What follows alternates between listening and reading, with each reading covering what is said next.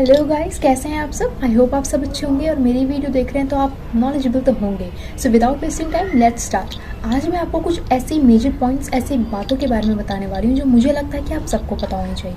पहली बात हम करेंगे हिंदू सक्सेशन एक्ट 1956 की और दूसरी बात हम करेंगे 2005 अमेंडमेंट की। एक्चुअली में ये दोनों ही चीज़ें बहुत इंपॉर्टेंट हैं, सो प्लीज़ फोकस के साथ सुनना और समझना।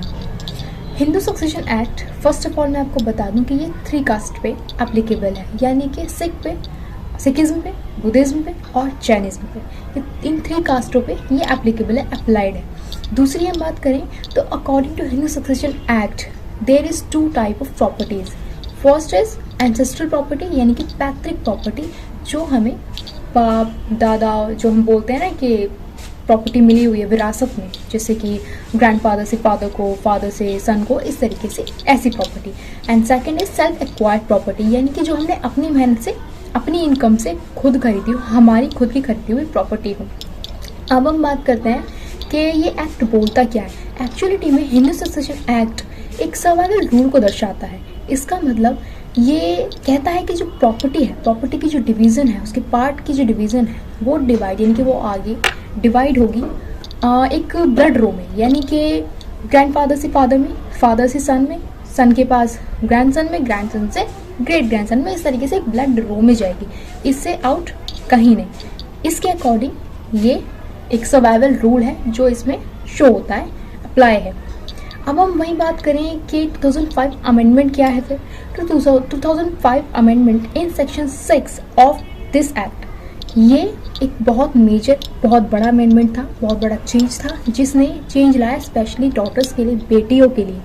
तो ये बताने से पहले मैं आपको एक बात और क्लियर कर दूं, जिससे आप शायद और क्लियरली समझ पाएंगे। मान लीजिए कि कोई इंडिविजुअल है, उसकी डेथ होती है, उसने डेथ से पहले एक विल रेडी करी है। विल आप जानते होंगे, जिसमें ये मेंशन किया हुआ होता है कि मेरी प्रॉपर्टी का कितना हिस्सा किस किस को जाना है। किसी इंडिविजुअल ने एक विल रेडी करी है, उस विल में उसने ये एग्जैक्टली क्लियरली मेंशन किया है कि मेरी प्रॉपर्टी का कितना परसेंट मेरी विडो को, मेरे सन को, मेरी डॉटर को, even out of the family भी अगर किसी को जाना है तो किसे जाना है और किसे नहीं और कितना जाना है, विल में सब मेंशन है। इन केस अगर उस इंडिविजुअल की डेथ हो जाती है तो उसकी डेथ के बाद कोई लड़ाई झगड़ा, कोई भी कुछ केस कुछ बनता ही नहीं है, क्योंकि वो विल में सब मेंशन है। लोग विल देखेंगे, विल पढ़ो और दैट्स इट, हो गया मैटर क्लियर। लेकिन अगर हम बात करें एक ऐसे केस की जिसमें इंडिविजुअल ने कोई विल ही रेडी ना करी हो अपनी पूरी लाइफ में, तब उस सिचुएशन में प्रॉपर्टी का हिस्सेदार कौन होगा? क्या आपने कभी सोचा है? मान लीजिए कोई इंडिविजुअल है, उसकी प्रॉपर्टी है, सब कुछ है, इन केस किसी भी सिचुएशन में उसकी डेथ हो जाती है और उसने अपनी डेथ से पहले कोई विल रेडी ही नहीं करी जिसमें उसने मेंशन किया हो कि मेरी प्रॉपर्टी का कितना परसेंट मेरी बेटी को या बेटे को या किसी को भी कहाँ जाएगा, तो उस केस में क्या होगा? अगर अब हम देखें हिंदू सक्सेशन एक्ट 1956, तो इसके अकॉर्डिंग तो सर्वाइवल रूल चलता आ रहा है, बेटे को जाती रहेगी, मतलब एक ब्लड रो में प्रॉपर्टी आगे पार्सल होती रहेगी, कोपार्टनर उसके अकॉर्डिंग बनेंगे। इसी चीज़ को चेंज करने के लिए 2005 अमेंडमेंट इन सेक्शन 6 आया था। अब इसमें ये चेंज हुआ कि डॉटर्स को इक्वली राइट दिए गए प्रॉपर्टी पे जितने एक सन को थे, यानी कि डॉटर्स को इक्वली लायबिलिटी, राइट्स, सब कुछ अपने पिता की प्रॉपर्टी पे हिस्सेदारी। इवन ये तक बोला गया कि पिता की प्रॉपर्टी पे डॉटर का हिस्सा उसके जन्म से ही होगा, यानी कि उसे कोपार्टनर उसके जन्म से ही माना गया, उसे कोपार्टनरी का अधिकार उसके जन्म से ही दिया गया।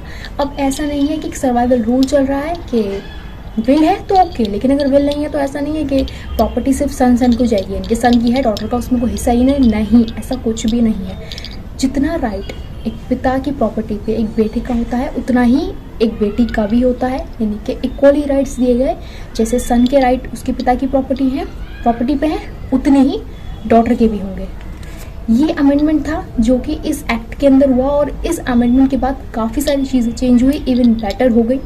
अब बेटियों का भी उतना ही अधिकार अपने पिता की प्रॉपर्टी पे होता है जितना एक बेटे का होता है। आई होप ये नॉलेज, ये इन्फॉर्मेशन आपको अच्छी लगी होगी, जानकर कुछ नया आपके अंदर इन्वॉल्व हुआ होगा, कोई नॉलेज गेन करी होगी आपने। इफ़ ऐसा है so please do subscribe, do like, share, comment and bye bye.